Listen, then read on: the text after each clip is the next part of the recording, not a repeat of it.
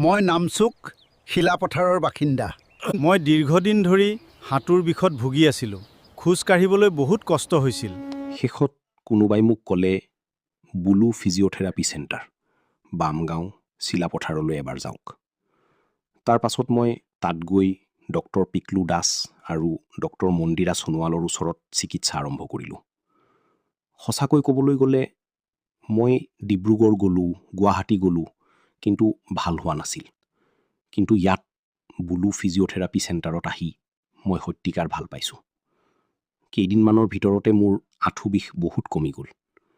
এতিয়া মই সহজে খোজ ল'ব পাৰোঁ, নিজৰ কাম নিজে কৰিব পাৰোঁ।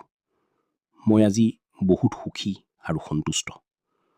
যদি আপুনিও আঁঠু বিষত কষ্ট পাই আছে, দেৰি নকৰিব। বুলু ফিজিঅ'থেৰাপি চেণ্টাৰ, বামগাঁও চিলাপথাৰ আহক।